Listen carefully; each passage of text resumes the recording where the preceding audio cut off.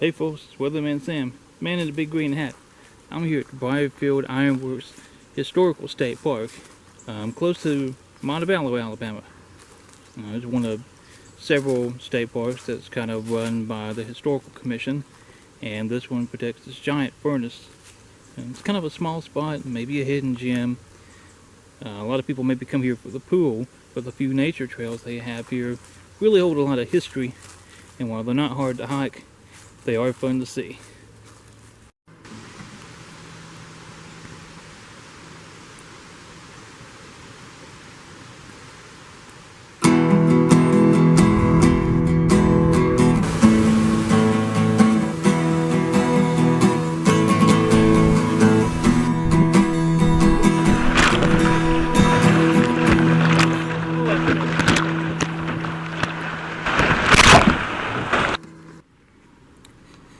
Here's the old furnace. This is the second one that was built in the early 1900s. A few years ago they started work on this giant shelter to kind of slow the deterioration of it, the elements. It's nice they finished it. I love these old ironworks.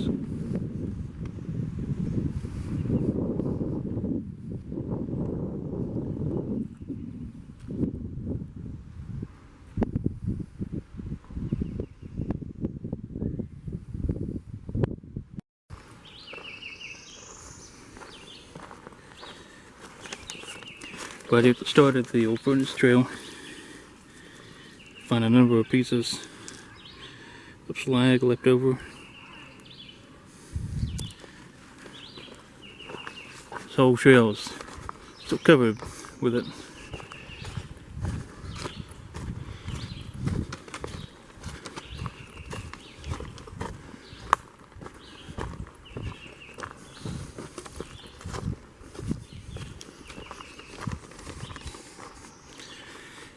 If I remember correctly, this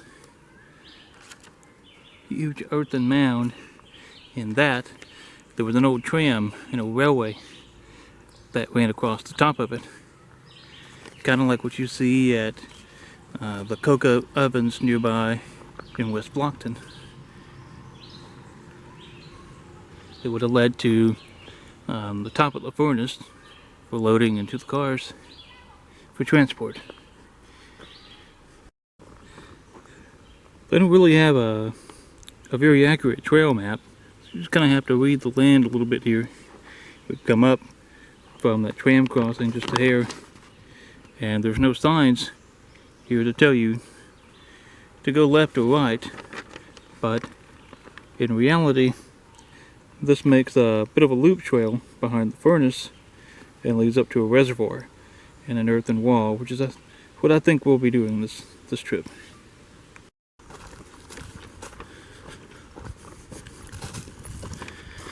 Past several dry stream beds to the left, and we're getting up a little higher in elevation here. And this nice little bench is possibly a good landmark. I'll show you on the map. This bit of this hairpin turn.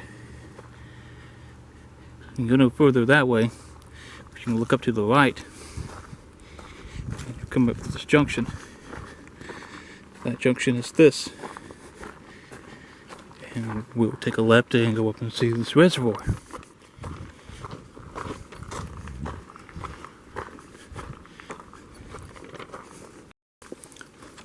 This big depression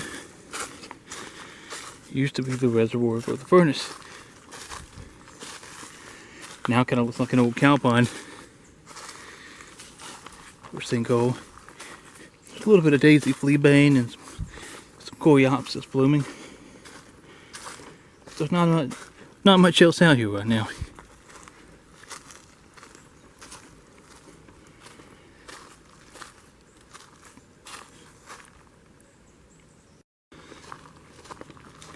A little bridge constructed over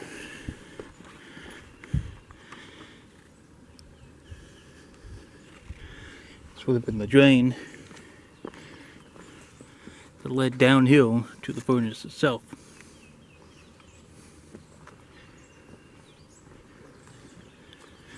The trail goes no further right here. This dead ends. There is a second trail that ties in, or a connector, that allows us to get back down and see the earthen wall.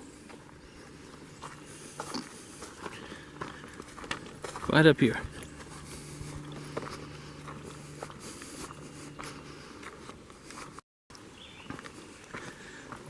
We're headed decisively downhill now, and we've got to reach another junction.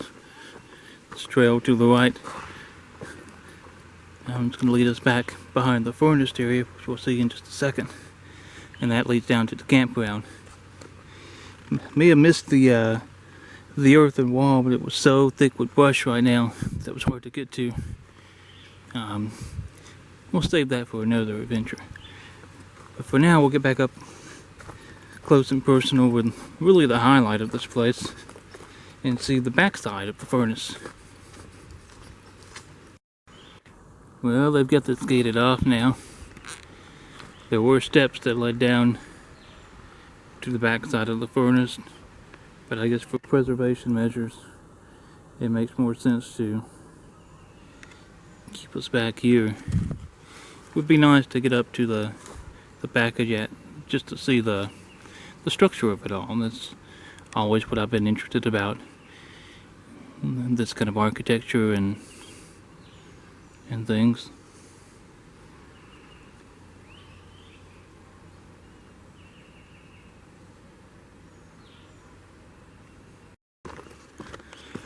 Well, that about does it for this little adventure, at least in terms of the trails, folks. They're not plentiful, but there's some interesting little spots to see here at Brierfield. And I love the ferns. This area is so thick with ferns. We missed most of the spring wildflowers. It's just late May when I'm filming this. But there's a number of other little interesting buildings here. There's a covered bridge. Don't think it's historical necessarily in nature. There's a post office and kind of a recreation of the old town of Brierfield that was nearby. It's no longer in existence. So I'll include a few more little shots and things of those, and encourage you all to visit this place sometime. Neat little spot to get away from the crowd, and a great place to stay if you're visiting the Cahaba National Wildlife Refuge. And as always, keep exploring and stay wild.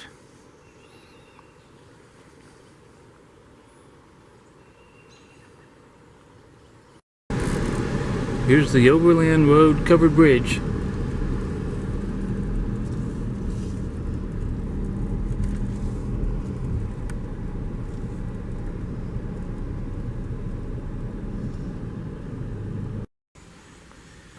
This is the Lighthouse Cabin.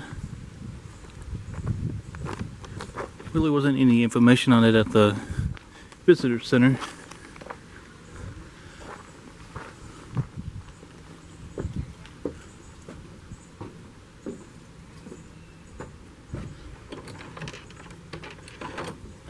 We can't get in. Well, we'll walk around the exterior of it, huh?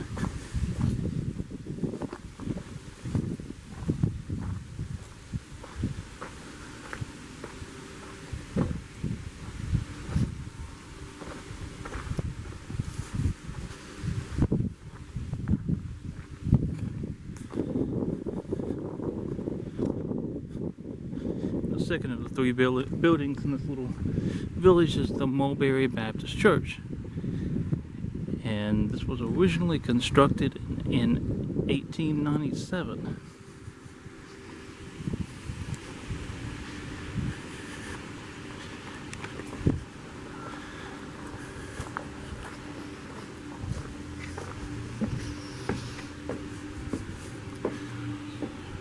The old church bell is still inside.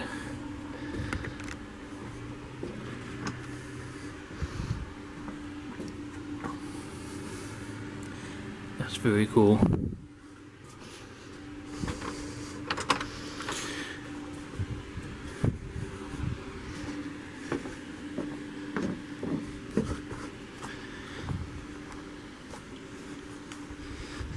And then this is listed on the map as the Ashby post office. It doesn't list any other information than that.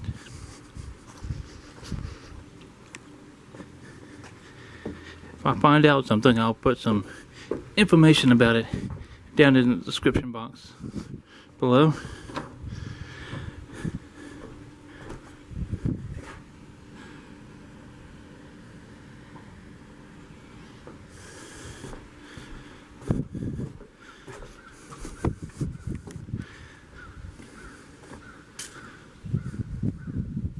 Until next time, folks.